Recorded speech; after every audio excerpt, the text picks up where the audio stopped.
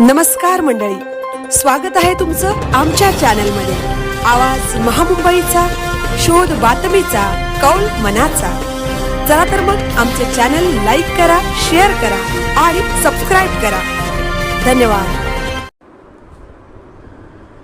अशोक खरातची संगत भोली, रुपाली चाकणकरांचा अखेर राजीनामा। सुनेत्रा पवारांचा पहिला मोठा निर्णय, विरोधकांनी या प्रकरणी चाकणकरांच्या राजीनाम्याची मागणी लावून धरली। अखेरीस रुपाली चाकणकर यांना आपल्या पदाचा राजीनामा द्यावा लागला आहे। भोंदूबाबा आणि कॅप्टन अशोक खरातला बलात्काराच्या प्रकरणामध्ये अटक करण्यात आली आहे, पण या नराधम आणि विकृत अशोक खरात सोबत राज्याच्या महिला आयोगाच्या अध्यक्षा रुपाली चाकणकर यांचे फोटो आणि व्हिडिओ व्हायरल झाले होते। एवढेच नाही तर रुपाली चाकणकर यांनी या बलात्कारी बाबाचे पाय सुद्धा धुतल्याचे व्हिडिओ समोर आले होते। विरोधकांनी या प्रकरणी चाकणकरांच्या राजीनाम्याची मागणी लावून धरली। अखेरीस रुपाली चाकणकर यांना आपल्या पदाचा राजीनामा द्यावा लागला आहे। अशोक खरात प्रकरणामुळे रुपाली चाकणकर पुरत्या अडचणीत सापडल्या होत्या।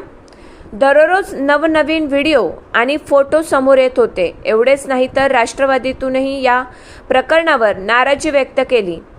राष्ट्रवादीच्या नेत्या रुपाली ठोंबरेंनी तर उघडपणे चाकणकरांवर टीकेची संधी सोडली नाही। त्यामुळे संध्याकाळी राजकीय घडामोडींना वेग आला। चाकणकरांनी पोलीस महासंचालकांची भेट घेतली।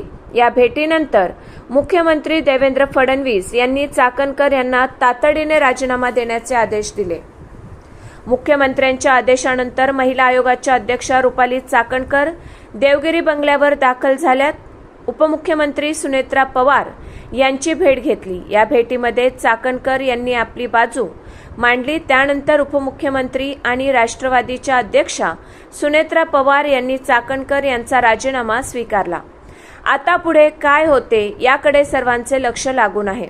आजच्या विज्ञान जगात असे भोंदूबाबा भविष्यवाणी यांच्या नादी लागून आयुष्याची राख रांगोळी होते, अशा प्रकाराला आळा बसला पाहिजे आणि सर्व बाबा व भविष्यवाणीवाले यांची सखोल चौकशी व्हावी। आवाज महामुंबईचा चॅनेलसाठी विजय गायकर, पनवेल।